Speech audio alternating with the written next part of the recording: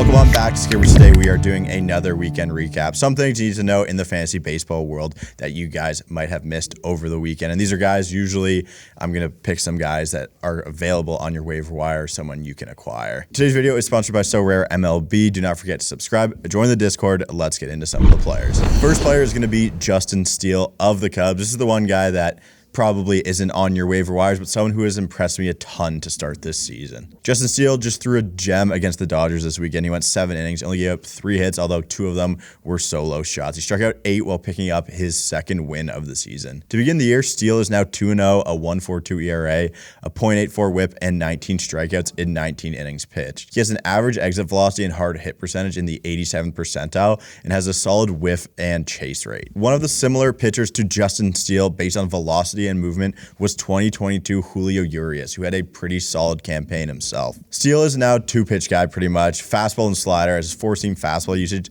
has increased to 61% and his slider usage to 35%. And with that slider usage, we have seen a ton of success. Hitters are only hitting 0.40 against his slider this season. Also, Justin Steele is absolutely eating up righties. Although he strikes out lefties at a better rate, righties are only hitting 100 against him this season. Steele had a solid year in 2022, and we could be in the midst of a big breakout right now in 2023. Next player is Jake Burger of the White Sox. Burger was called up to help replace Eloy Jimenez, and in his 8 games, all he has done is rake, including a home run in every game against the Orioles this weekend. In his 14 batted ball events, he has 6 barrels. He also has a max exit velocity in the 100th percentile. He has recovered from 2 separate Achilles tears, but when he's been healthy in the big leagues, he's been a solid contributor. In his time so far this season, Burger's 7 for 20 with 4 home runs and 2 doubles and a slash line of 340, 391, and 1050. In his career, Jake Burger is hitting 300 against left-handers, and he should be in line to face 3 of them this week. If you need a cheap source of power, this could be your guy. At only 3% roster, this could be one of the better streamer options for the rest of this week,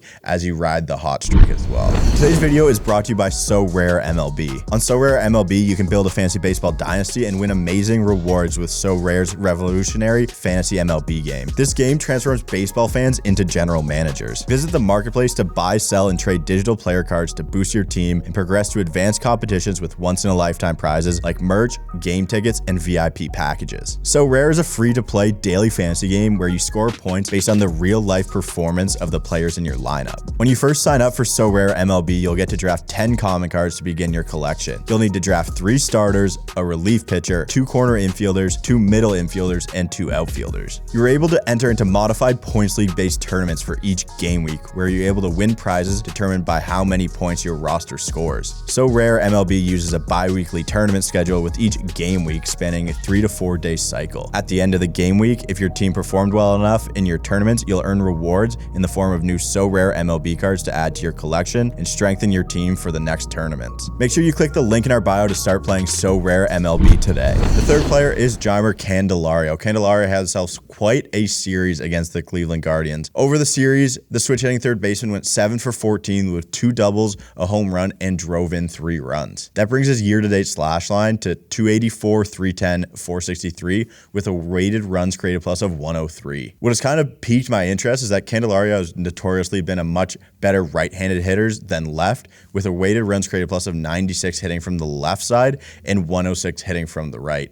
But that story is much different to begin 2023. So far this year, Candelario has a weighted runs created plus of 146 from the left side and a weighted runs created plus of 36 from the right side. Are we seeing a big-time change from Candelario? One can only hope so. With nearly 3 times more at-bats from the left side, if this becomes his strength and he can be a 260 guy, kind of reverse the way he hits lefties and righties from his career numbers, he could be a sleeper asset for the rest of this season. All 3 of his home runs this season have come from the left side, and he is hitting 325. Being able to dissect what goes right and wrong for switch hitters for me is tough, but it's clear that he may have figured something out, and that 3% roster percentage should be on the way up. And finally, the last guy is Johan Oviedo of the Pirates. Oviedo turned in a big-time start against the Cards on Friday. Friday. The righty threw 7 innings of 1-run ball, gave up 6 hits, and had 10 strikeouts to only 1 walk, but unfortunately still got credited with the loss thanks to a shutout by the Cardinals staff. Over his last 2 starts, Oviedo's line now sits at 13 2/3 innings pitched,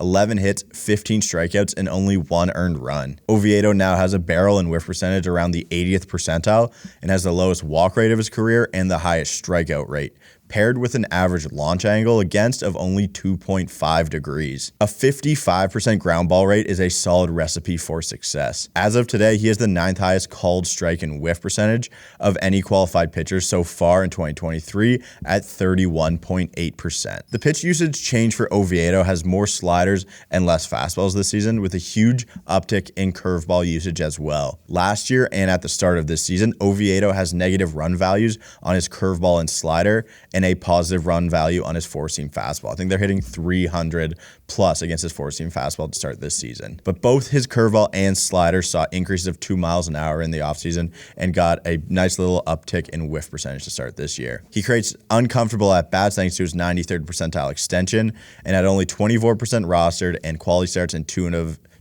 of his 3 outings, Oviedo could be a good look as a guy to pick up. Those are some of the news and notes from 4 guys over the weekend. Let me know what you think of these guys, if you think they're worth picking up. For me, I think Burger's going to be a nice streamer for this week at the minimum.